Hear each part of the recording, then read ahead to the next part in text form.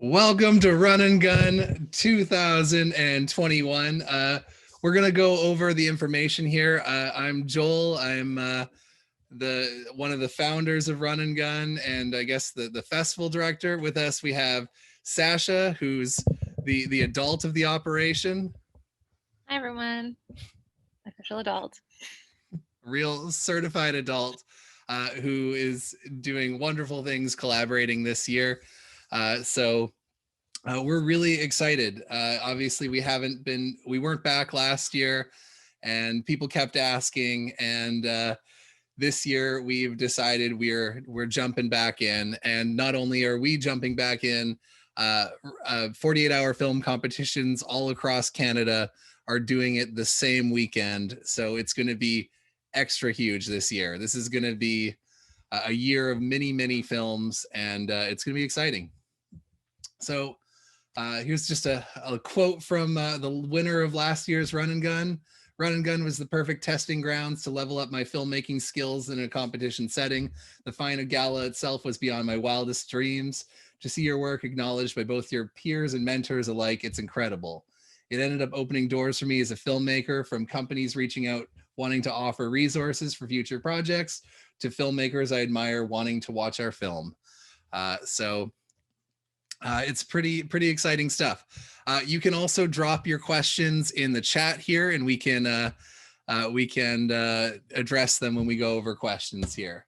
So basically, the things that we are going to go over is what is Run and Gun. I know a lot of you know. We'll keep that brief. What's new for Run and Gun 2021? We've got some changes there. Run and Gun rules, Run and Gun delivery.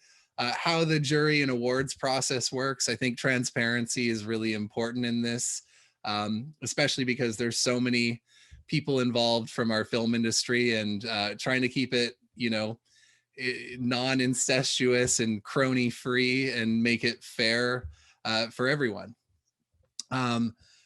Paperwork, everyone's favorite thing. It's not a lot, but there's a little extra things with the COVID aspect, COVID safety, and we have the sustainable filmmaking presentation at the end. So what is Run and Gun? Run and Gun is Vancouver's wildest filmmaking competition. I don't know how you can have a metric for what wild is, but this shit is the one. It's unhinged. It's wild. Teams have 48 hours to write, shoot, and edit a short film over the weekend of June 11th to 13th. It was established in 2015, and I think we've taken 2 random years off. So this is Run and Gun 5. We've also done the horror competition, Blood and Guts, twice. And through our competitions, over 250 films have been created. And this year is going to be our biggest one yet. So what's new with Run and Gun 2021? Great question. This year we're going national. The winning films will compete early 2022 against the 48-hour films made the same week across Canada. The national competition is run by the 48 Film Festival, 48filmfest.ca. So basically what's happening is one of our surprise elements is going to be shared with the national aspect. So there will be some aspect of these films kind of merging together. The organizer of the national sides of things is out of Winnipeg. His name is Ben. He's a really nice dude. I'm blanking on his last name. But what is going to happen is when we finally get all these films together, what the plan is a few bucks, $5 from every submission fee goes towards a pool for this national thing from every single sign up. And ideally, we're trying to get, they're trying to fundraise so they can send the filmmakers out to Toronto for the big premiere. And I've also been like, well, why the fuck does Toronto get to have all the fun? And I've made damn sure that we're also going to have a Vancouver screening at the same time where we can see all the national films, because just having a screening in Toronto, not good enough. Not for Run and Gun. Hell no. We are the main event. It's going to be great. So the top, we're still in the process of figuring things out, but it looks like the top 2 from BC will go on to this final competition. Other thing that we've introduced this year is equity waivers. We've basically took stock of our last several years of run and gun, and we've realized that as far as directors, unrepresented directors, we have not had. We've had a pretty low amount of filmmakers with disabilities, Black filmmakers, Indigenous filmmakers, trans filmmakers, and non-binary filmmakers to help make remove the barriers this year. We're committed to giving out equity waivers. There's some information on the website about that, and we're open to if you feel like there has been other communities that haven't been represented in run and gun. We want to make sure that oh, the Oreos, just a reminder, there are children watching too. Yes, we will get to the content aspects of run and gun. I'll try to swear less, but this is run and gun. Yeah, if you know of some filmmakers from those with those backgrounds, etc., please point them towards run and gun. We want to make sure that we have a more representative show.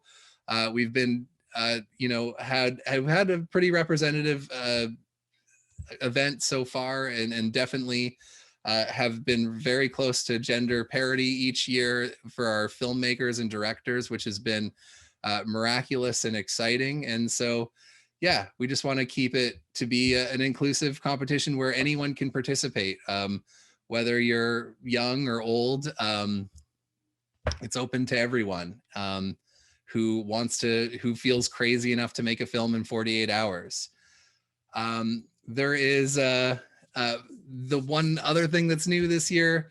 I tried to fight for it, but ultimately I'm dealing with all the other national, all the other national teams. And so we have a 4-minute max running time this year. It has been 5 in the past, but in order to get all the films together with the national, it has been reduced to 4 minutes. The good thing about that is that we are going to have more finalists this time because we can program more films.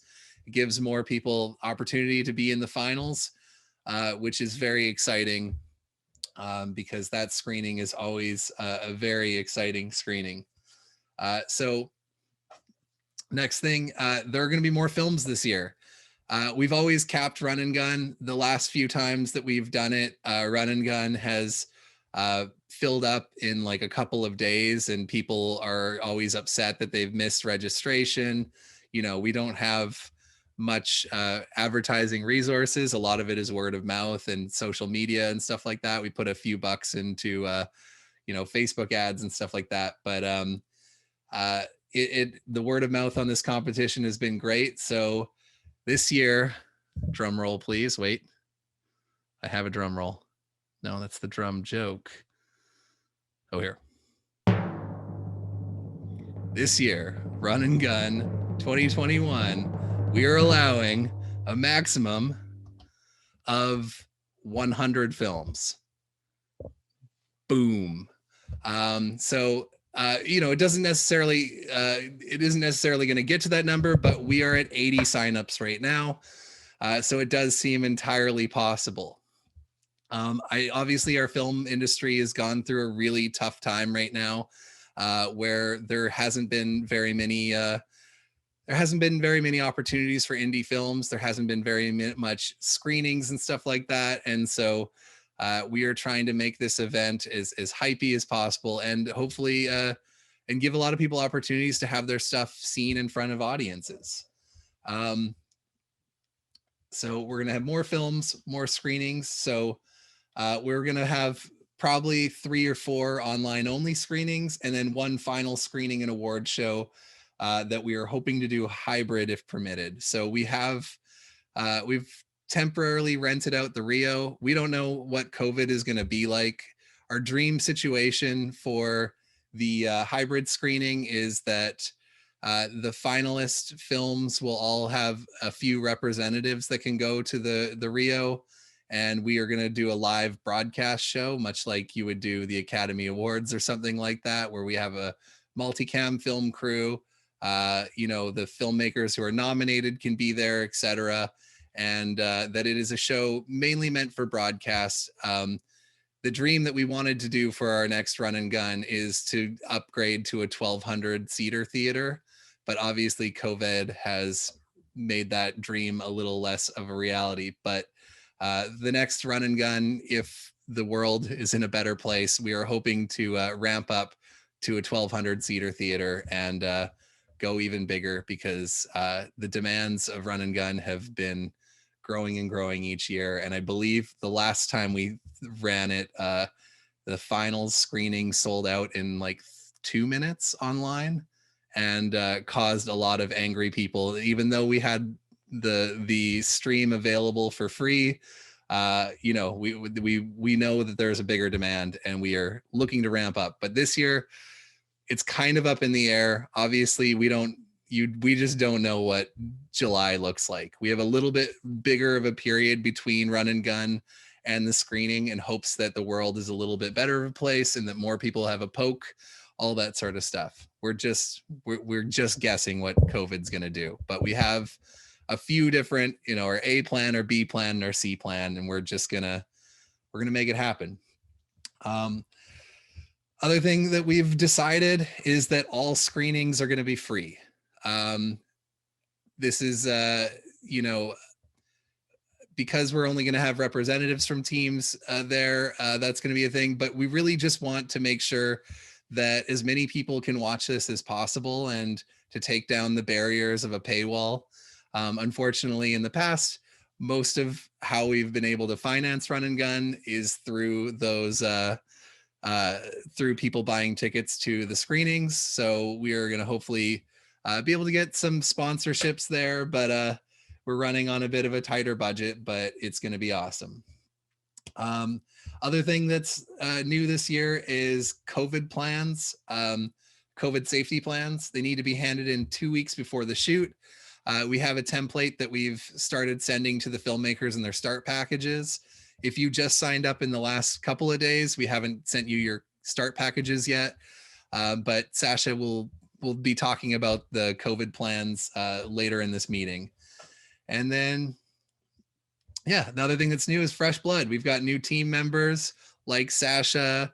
We got Lindsay doing design stuff, and we haven't figured out exactly how we're going to go about doing it, but we are looking for getting some new hosts in the mix this year. And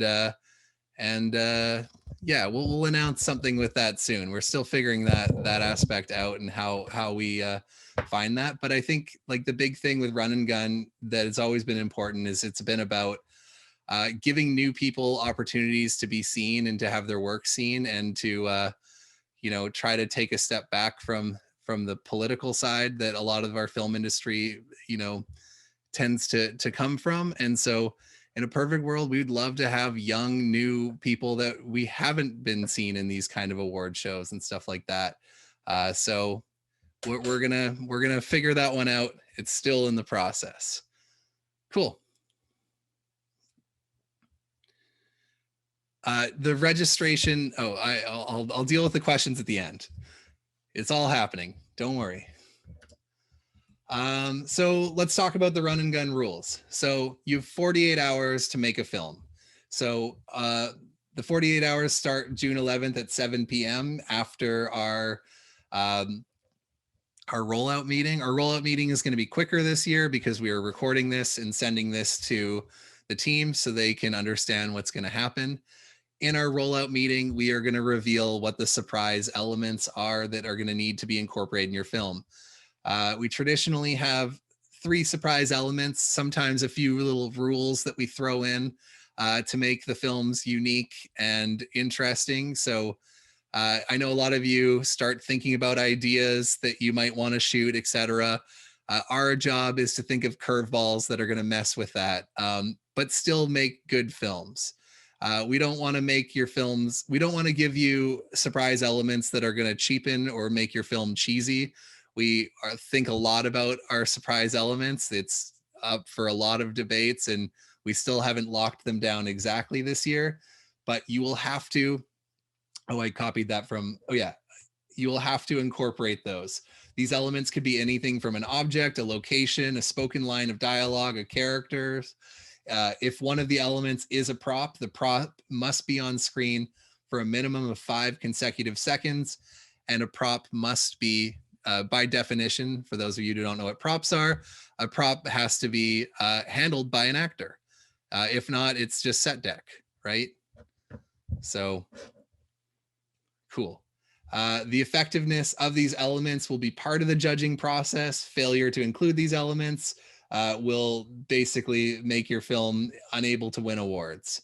There will be a mandatory directors meeting on Zoom Friday, June 11th at 6 p.m., where you can ask any last minute questions and the 3 surprise elements will be revealed. A private link will be given to you closer to the date. Finished films will be delivered June 13th at 7 p.m. I know that we're dealing with uploads this year. I think most people are uploading the films. So as long as we're going to be taking them in on Google Drive, and Google Drive has the information of when the film was last modified. So if it ends up uploading a few minutes late, but we see that it hasn't been modified since 6:30 or something like that, we know that it is still a fresh film that was within the 48 hours. I know some people are going to have some internet issues with Handin, and so we are also going to have a undercover but outside delivery area set up. We are not recommending that you deliver in person. We are recommending that you all deliver your films digitally this year. But we will have the infrastructure there, but not the infrastructure to handle 100 deliveries. So, but you know, people have internet emergencies, and we will have a wonderful outdoor car shelter that has plugs, and we can deliver there. Ideally, we want you to deliver on Google Drive. We've given each team a folder that has their paperwork and all their deliverables on there. But if you are having troubles with that, we can handle a WeTransfer. You know, that day is usually chaos, and we will have someone standing by to take your questions and to help facilitate that. We're going to get through it. Late submissions will not be considered for prizes. Delivery will be done online. Yeah, that all sounds good. If there is certain quality control issues, we'll try to contact you right away and get that sorted and be somewhat reasonable. But for the love of God, if there's one thing to take away from this, watch your film before you deliver. When you've exported, watch the entire thing. I know that seems self-explanatory, but we've had ones where it's been like 15 seconds of the film and then it's just black or something crazy like that. And we don't want to be chasing you down. The very least you can do is watch it through there. Cool. Run and gun rules continued. All genres are encouraged at this festival. Make what makes you happy. Mary Kondo, your filmmaking. You know, F around and find out. We don't have any intense content restrictions. We try to make sure that this festival is pretty open to what people want to make. That being said, the things that we can absolutely not show, one, no, under no circumstance ever child pornography, please. Definitely, that's illegal. Don't. And then beyond that, we can't have any penetrative sex on screen as well. We have to have certain restrictions there. Beyond that, you know, don't be a bigot, and we should all be good. Does that sound cool? Sweet. So yeah, completed films will be under 4 minutes, including credits. We want to show as many as possible, so keep it short and sweet. Yeah, I already mentioned this. And then to keep things exciting, I know it is almost an entire month between the festival and the screening, but please keep your films private. And it's so exciting that all these screenings are filled with world premieres. They're always so exciting to be at. So don't post your films online until they've had their premiere. So the following must be done in 48 hours: writing of the script, costume and set design, shooting, editing, sound design, rendering, output the final video file, and deliver the final product. Ahead of time, you can organize your crew, your cast, source your equipment, find locations, have an existential crisis and wonder why you're making a film to begin with. Teams with union actors, contacting UBCP, act safe and accident on set. And you can even smoke a fat blunt on the beach before the competition. All these things are okay to do ahead of time or during, if that's your thing. Music and archive footage.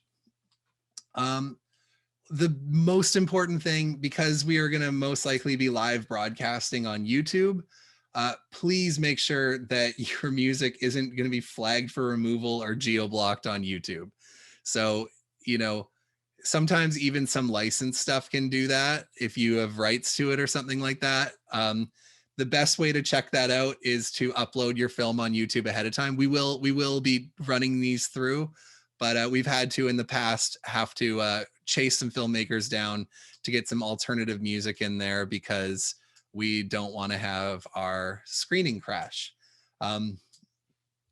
So if you upload your soundtrack or a draft of your film with that on YouTube, make sure you'll get a message almost instantly that'll say it's been geo-blocked or something like that. So make sure that you are checking that. But if you just have a composer or something like that, that's not going to be an issue.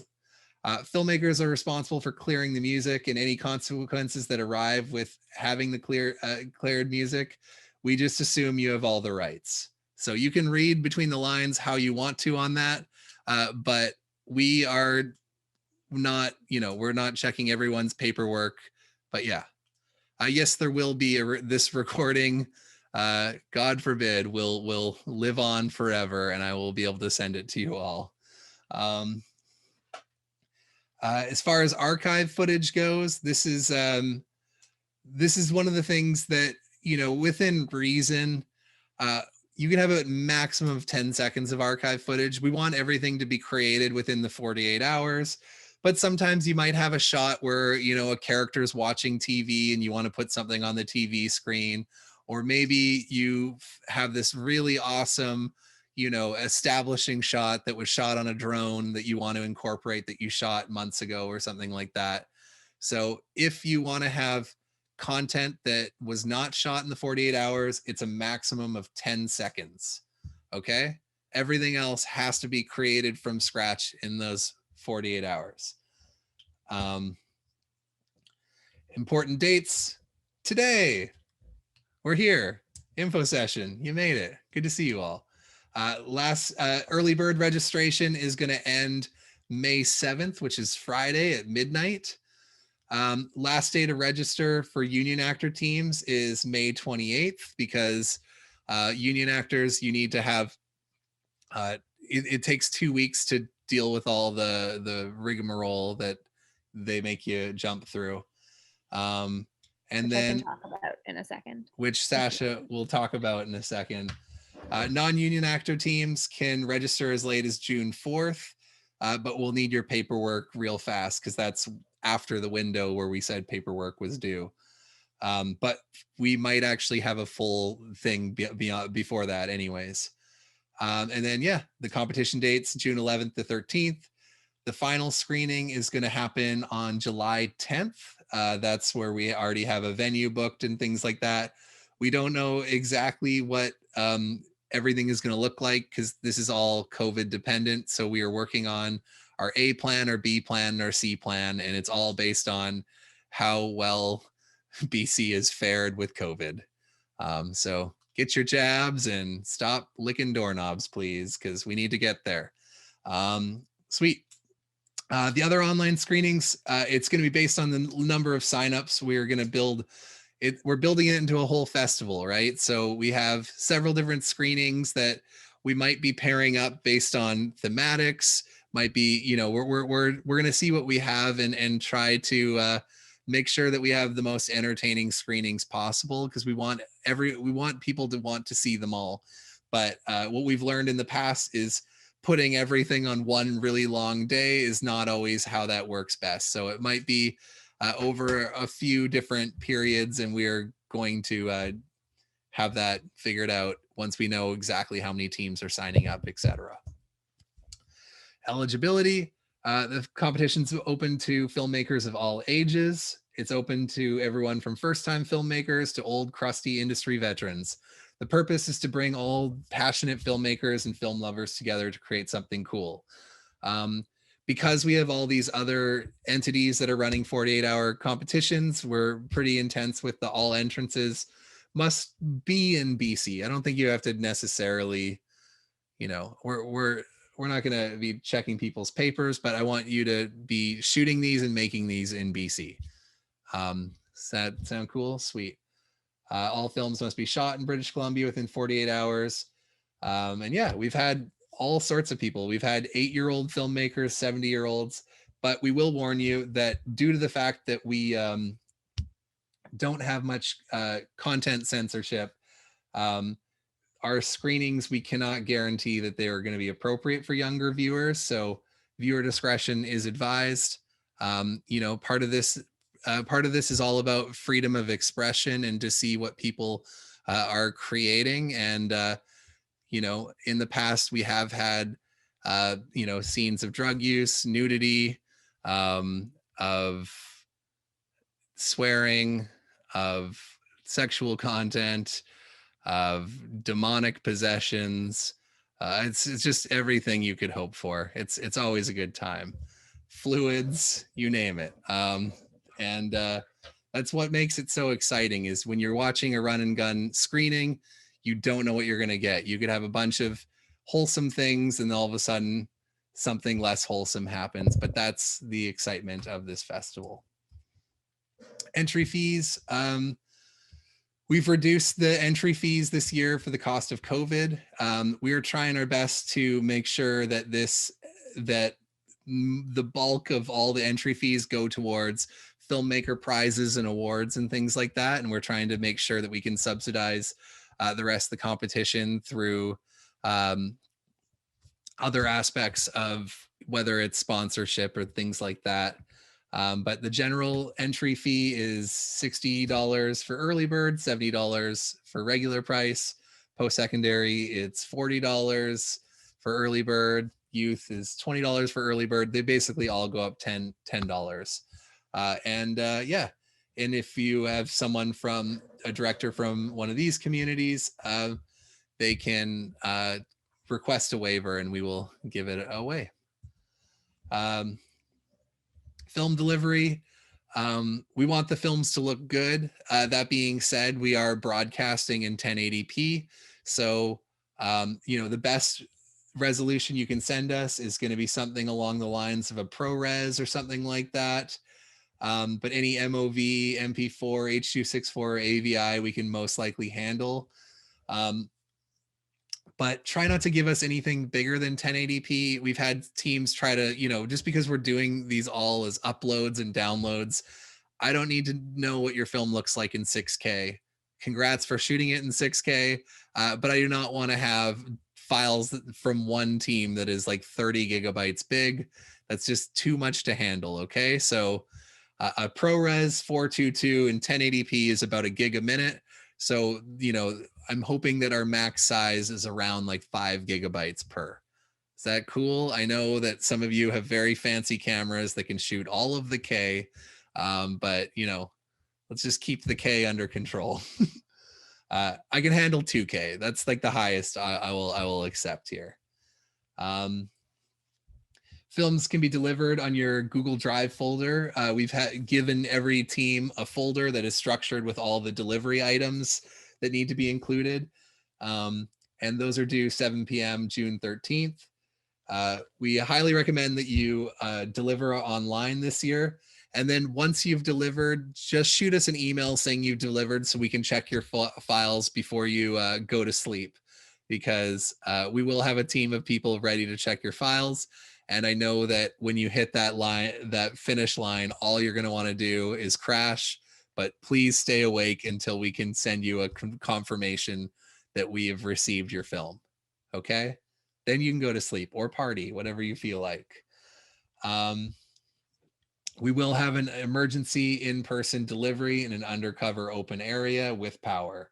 If you are delivering in person, make sure you're wearing a mask and all that sort of stuff.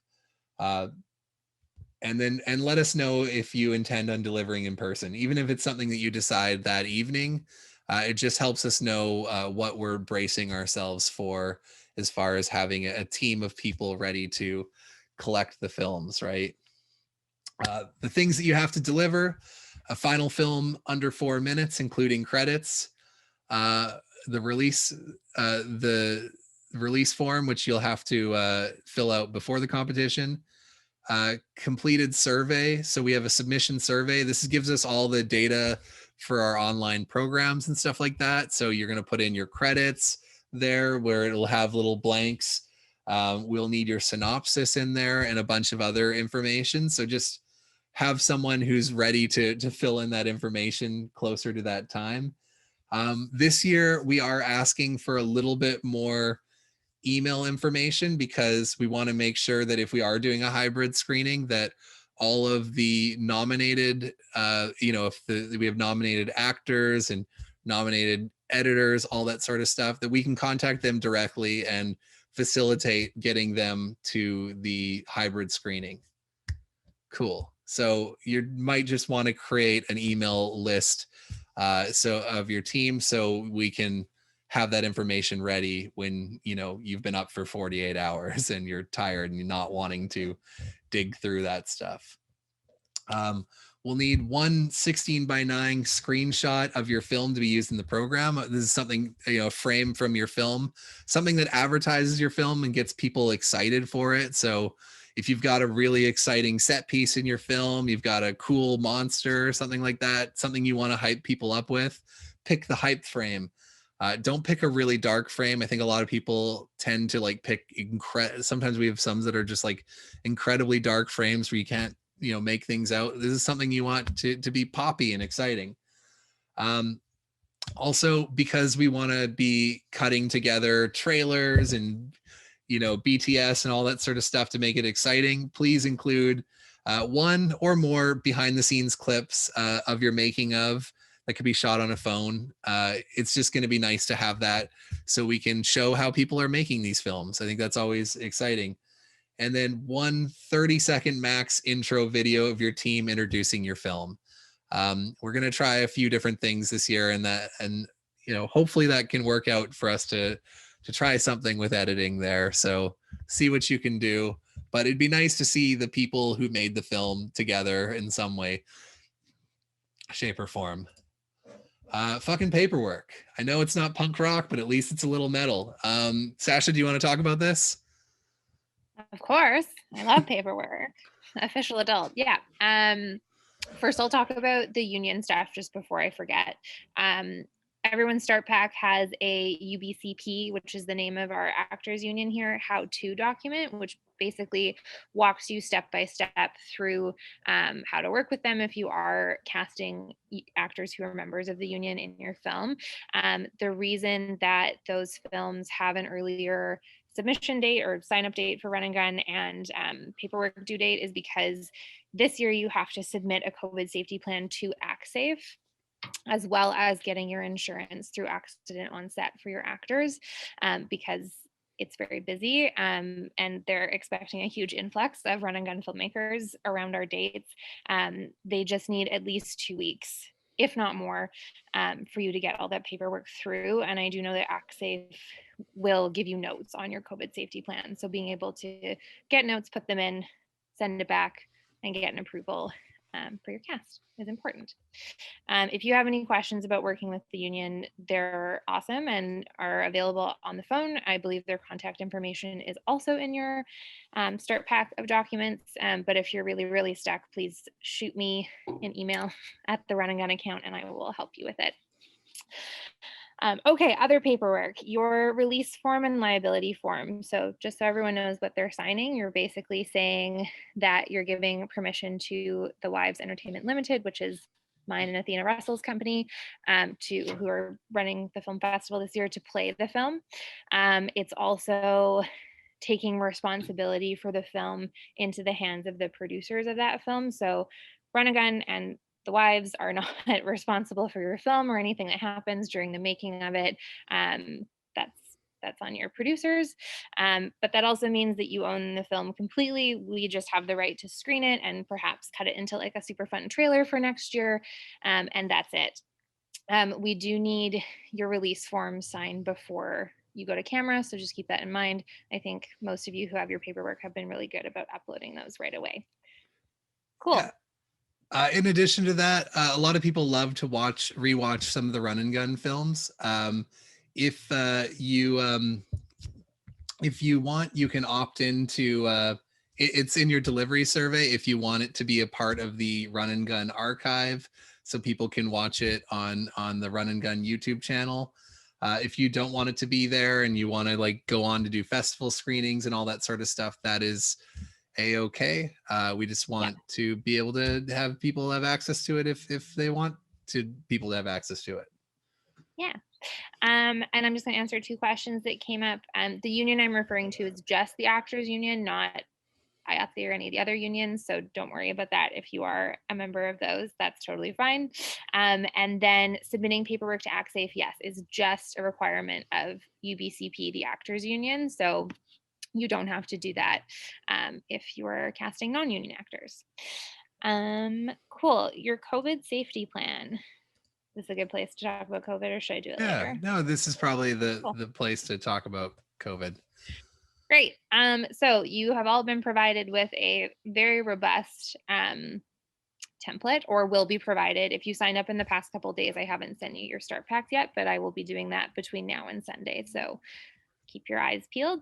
The COVID safety plan looks a bit intense. It is taken from industry standard templates, and I've tried to put all the information in that are things that you should think about or may want to just have in your plan, especially if you're trying to get it approved by ActSafe. Hint, hint, nudge, nudge, just use what's there.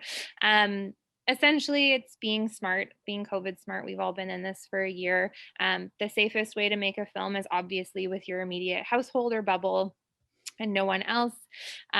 Being outdoors, great. Being outdoors with 6 people or less, it is still a requirement for gatherings to be 6 or 10 or less. And I do know filmmakers with permits and the permission to be outside who have had police called on them, depending on the communities. Burnaby in particular is real anal about who's shooting and where. So just be mindful of your size if you're outside and in general. Beyond that, wear a mask, wear a face shield, even though they're awful. Try and avoid intimacy between actors. If you do have intimacy between actors, just consider that you're asking people to be in close quarters. But again, we don't want to dictate what you're doing creatively. Yeah, consider getting your safe set. Yeah, there's a good online training resource, Safe Sets. You can get a certificate if you want to just do a quick. It's a nice way to get a nice brush up on how to be safe on set with COVID. Odds are things aren't going to change ridiculously drastically in a month, although the vaccinations are ramping up real fast. We just want you to just make sure that you're considering safety in these, and although you are completely liable for your team and your film, it would still be very sucky. We don't want this to be a super spreader event. So yeah, we don't want anyone to get sick. Yeah, we don't want anyone to get sick. We want everyone to be safe and have fun. And also, when you're getting tired and moving really quickly, things happen, right? So just think about it in advance. Waiver forms. Cool. We'll answer all the questions at the end. I know there's. I'm done. You go. Okay. So as far as the awards go, these are the awards that we traditionally give out: best film, best student film, best performance, best ensemble, best cinematography, best writing, best directing, best editing, best production design, best sound design, audience choice. So those will exist. The films are called the Runnies. I don't have, I should have, I had a spare one that I was going to have for this presentation, but they're very coveted, well-made wooden awards. And yeah, we only do best makeup for the horror one as of now. That could change. We have changed in the past. We never had best production design, but we had a year where it was so competitive that we threw in production design at the last minute. We will be looking for what is being created and adjusting accordingly. If we have, if people are bringing the kind of A game that they do for the Blood and Guts event with makeup, we might consider adding it, type thing. It really just depends on what's coming in, because like, yeah, last time we didn't have production design, and then we saw the films and there was some crazy production design that was going on, and we felt like it was criminal not to do it. So if everyone's doing crazy makeup effects, that might change. But I know that a lot of times people are in a rush, and you know, outside of horror, it happens a little less. People are a little less ambitious in the history of run and gun. So prizes: each award winner will receive the official run and gun plaque. The prize pool is a growing prize pool based on the number of entries and sponsors. We always have cash prizes, rental credits, and more. Yeah, so we have a bunch of exciting prizes that we're just starting to get together now. This competition is not for profit. The more people who enter, the bigger the prizes get. As far as the screening and jury process goes, I just want to be very transparent about this, because I think that as long as we know how the sausage is made, it might make things a little less painful or whatever, because it's tough. And like, honestly, 90% of the time I do not agree with the jury, but I am not a juror because I know a lot of you, and I think it would be very uncool if I had any say in the jurying process. So we are going to have a large, we're starting to build a large, diverse jury, and we have math making our decisions. We don't believe historically in run and gun. We believe that you know, using ranked ballads and using a little bit slightly more complex math is a better way of choosing winners and stuff like that than having a group of people sit in a room and the loudest voice gets all the wins and all that sort of stuff. So we try to keep our juries a little bit on the bigger side so we can have those average out, etc. We're going to have a pre-screeners jury. Outside panel will help select the top films based on quality and entertainment value and choose the top films to participate in the finals. This process happens within the week after the competition. The panel will consist of film savvy industry pros, not related or involved in the competition. Our plan right now is to have the bulk of all of our jurors, both pre-screening and awards jury, be outside of the BC film community, because people like to give awards to their friends, and that happens at numerous festivals. And we are going to try to figure that out. And so we're still building. We've got a few jurors that we've been talking to, but we have to still fully build that. The finalist filmmakers will be announced usually a week after the competition. Those top 20 films, or whatever it ends up being, will go to our prize jury. We will have an editor scrub all the finalist films of on-screen credits to make sure that there's no jury bias. So they will basically, if you have end credits on your screen, we'll have an editor put black bars over them to make sure that the jury is as fair as possible and is looking at the films and not whom is making the films. The jury will rate each film on how they use the surprise elements, you know, include, and will fill out ranked ballots on best film, student film, best performance, best ensemble, best cinematography, best writing, best directing, etc. The top films from each category will be nominees. The highest ranking film from each category will be the winner. The jury totals are added up using AV voting method, alternative voting. If any of you nerds want to look into how that is tallied, I won't draw it on a chalkboard right now because I'm going to keep it brief. But at the end of the day, math is what's important to us, and we're trying to get the best data we can, and having several different jurors come in there. So, so if you're like, wait, you know, that's not fair, so many of your friends are in the finals. The fact is, I've got talented friends. No, I'm kidding. We care so much about keeping it fair.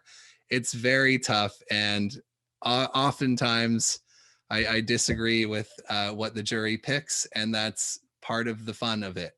I just want to create the best show possible and have celebrate filmmakers and celebrate film.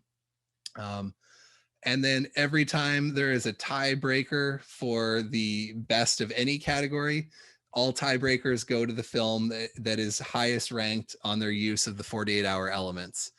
We've had tiebreakers on best film several years.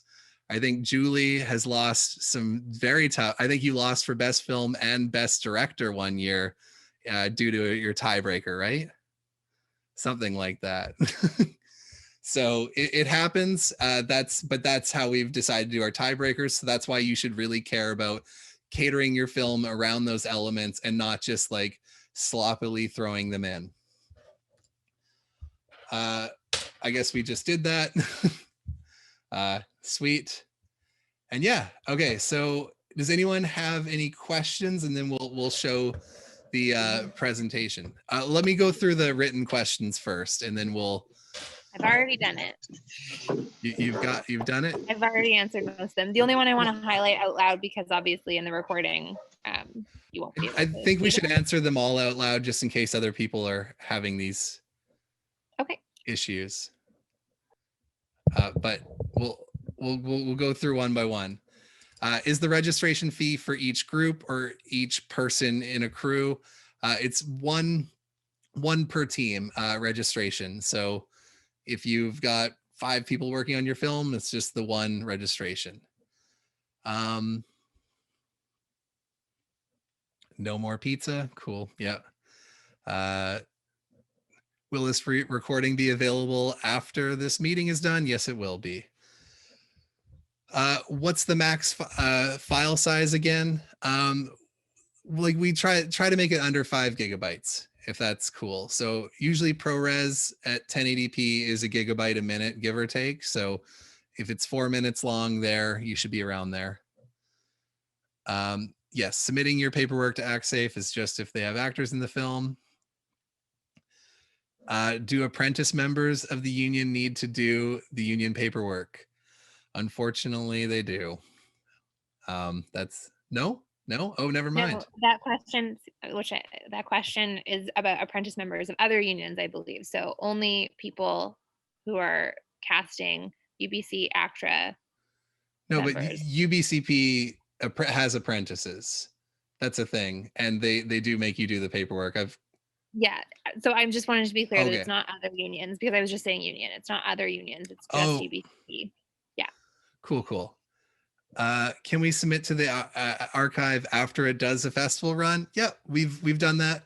Also, what we try to do is we try to like create playlists that are like representative of our show. So sometimes people want to release them on their own channel, and we can add those to our playlists that you can access from ours, right? We just want people to be able to see them.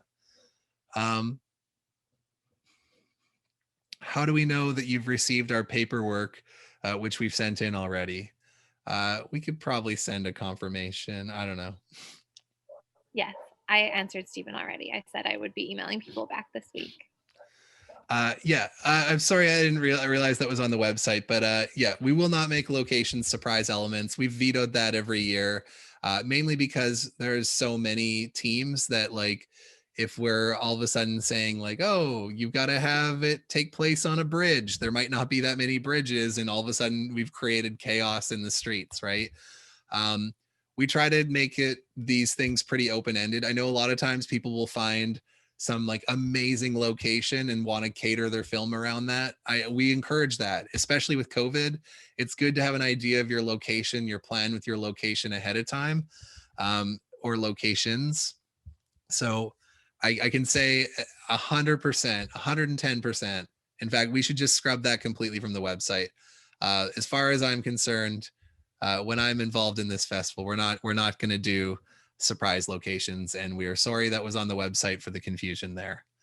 There's just a lot, and I'm not the world's greatest, copy editor or attention to detail person. Can we say yes to having it available to view and then change our minds? Yeah.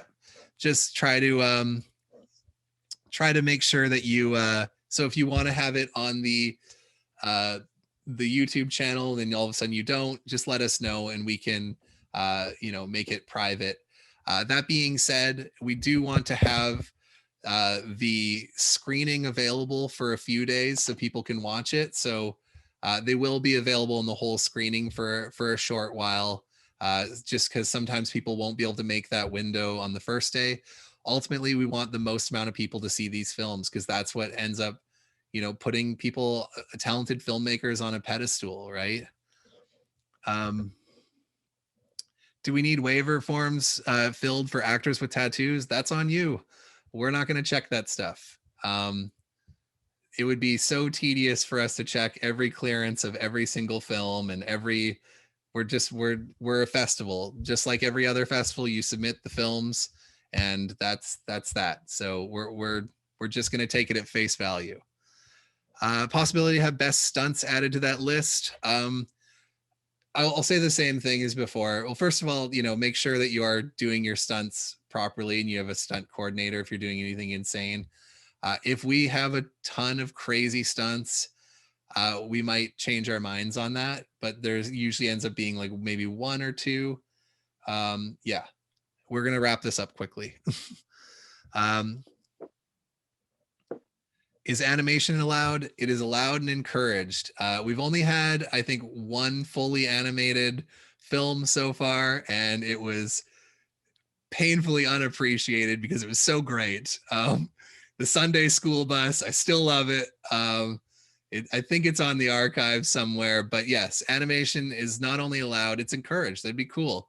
If people want to make stuff on VR or anything like that, they can. Sweet. This was sent to me privately. If we do online voting again, do we do the online voting again? Because with Blood and Guts, we had issues. We're trying to figure out some secure ways to do online voting. We've had issues with it crashing. We're expecting at least 1,000 people to be watching live on the finals and stuff like that, and we're looking into options there. And we've also had issues where we've had aspects of voter fraud that we've found after the fact, etc. We do like the idea of audience choice, and we want to try to find a way to make it work, but we need to find better, more secure ways. But it's tough. It's tough. Like paper ballots, much like real elections, is how audience choice voting should be done, and they should be ranked paper ballots too. But we do want to,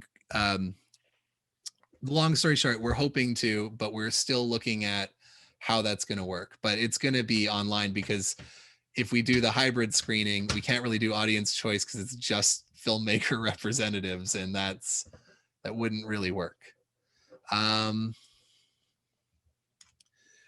Do you need prior experience as crew? No, this is the exciting thing that we can do with this.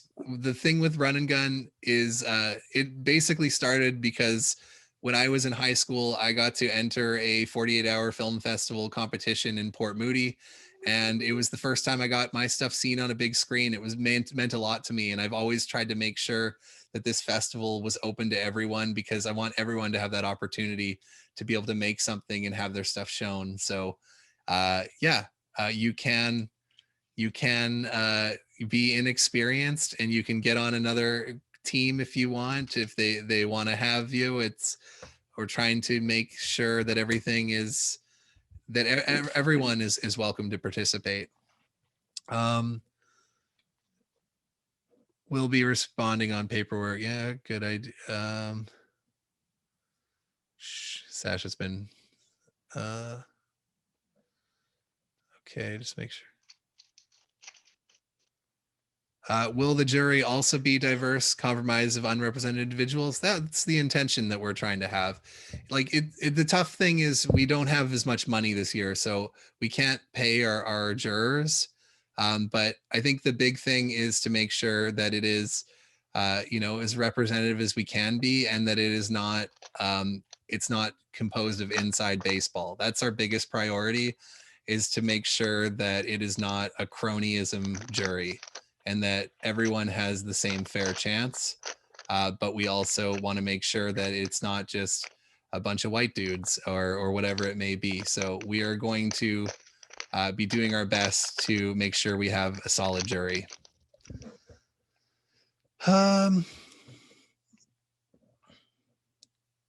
If there's a glitch during voting digitally, what's your process for dealing with the people who couldn't vote? Honestly, it's going to be tough titties. We have to keep the show going. We're going to try to do our best, but if some people couldn't get access, that means some people from various teams couldn't get access. So it's a tough thing. Audience choice has been tough to do digitally, and we're still trying to figure it out. There are some services that cost a lot of money that we can't quite afford. We're going to try to figure it out, but we can only do so much, and it's going to be way too hard to find out how do we contact the people who haven't voted, etc. Is there somewhere we can see a playlist of past winners? I should make a playlist exclusively of that, but if you go to the Run and Gun page, there's tons of playlists. There's the finalists from each year, all that sort of stuff. There's some really good stuff there. And you also have access on the Run and Gun website where you can see the winners for each year and all that sort of stuff. Will there be a list? Will there crew list? When will the crew list be for those? We are we'll be launching a crew list sign up in the next couple of days, just like we have the actor one on there where anyone can sign up. What is filmmaking if not cronyism preserving? We are trying to counter that. It's very tough. I know I'm slowly when we started this, we were all very young and exciting and counterculture, and now I'm an old fucking dad. We're doing our best to keep it that way, because I do want to make sure that Run and Gun is all about making it open for everyone, and to not be I'm not going to throw any local competitions or award shows under the bus, but we want to we're trying to do our best, and we're trying to make a good effort in making sure that cronyism is not what dictates this festival. If any software developers would like to volunteer in making a voting system, let us know. Anyone have any last minute questions? I'm going to play the sustainability presentation at the end of this, but this is yes. I have one question. Yeah. If we, just a technicality about registration. So you register a team, and then do you have to have all your members figured out right at the beginning, or can people kind of? No, we just need to have one team leader that we can contact. Okay. Brilliant. Everything else is fine beyond that. We just need one point of contact. You can also add, this year we've added, you can put other emails of team members if you want them to be contacted as well, because we have information we want to get out to the filmmakers. We have some gear places that are going to offer some discounts. We want to make sure that that, all that sort of stuff. But you only need to have one team leader locked in. Brilliant. Okay, cool. Thank you. Any other questions? Hey, Joel. Yeah, I had a question regarding the 1080p delivery. Do we know if like the national competition is also delivering in 1080p? Just wondering if you were to hypothetically compete nationally, are you competing against like other 4K films, or should we have a 4K delivery in that event that you're competing nationally? Well, at the end of the day, when we are going, we're probably going to be creating a 2K DCP for those screenings at the end of the day. So if you want to deliver 2K, that's probably the highest that we're going to be doing. For the sake of making sure our broadcast runs smooth, 1080p is kind of our best bet for, you know, we're hardwired into fast internet, but we will be hardwired into fast internet, but we want to just make sure we have things safe there. So, you know, maybe we might look into getting things higher up, but judging, you know, I'm still talking to the other folks. As far as I found out that we are the only ones that have been making DCPs. Everyone else just puts them on a laptop and hits play. So run and gun, we've been, for those of you who don't know what a DCP is, it's like the digital projection files that, you know, movie theaters use and stuff like that. So it will be playing at the TIFF Lightbox for the finals. So that is a 4K projector that they have there. So potentially we could try to get a higher resolution film from the top represented films. So maybe make a higher res one if you'd like, but because we're just receiving so many, that can be the case. James asks,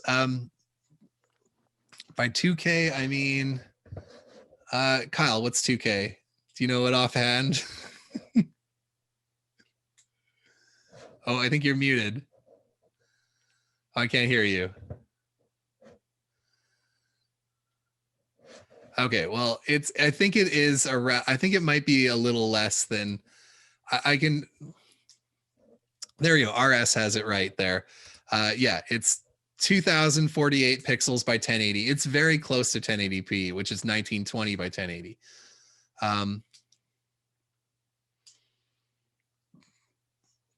We can deal with that. We can split hairs on that stuff.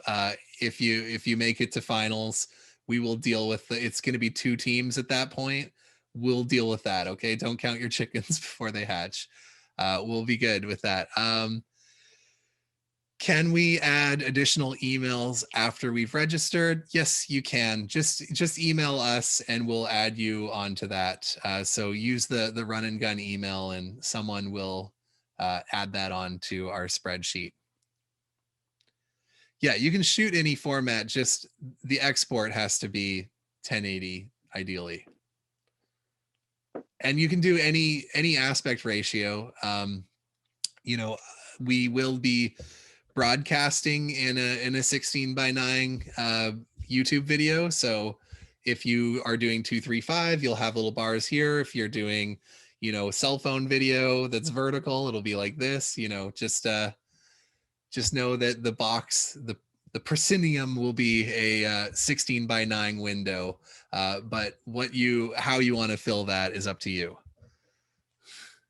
And if you're shooting on film, I don't know how you're going to turn that around. I think the closest place you can process it is Seattle. Good luck. Yeah. So any questions? You're just stoked on life. Everyone's getting ready. Bring the thunder. I love it. I love it. Awesome. Okay. So I'm going to pull up the sustainability presentation that Alyssa has done. I think it's really important that we make sure that, and Sasha's going to post the links to it. I think it's really important that we think about our films and how we can be sustainable and how we create them. And Alyssa's done a really good job of bringing that to the forefront here. But that concludes the run and gun information. And yeah, I can't wait. It's going to be so exciting. There's so many exciting teams. So get stoked. And if you know some filmmakers that might be interested, slots are filling up fast. So here is the sustainability stuff. Woo! Here we go. Hello, everyone.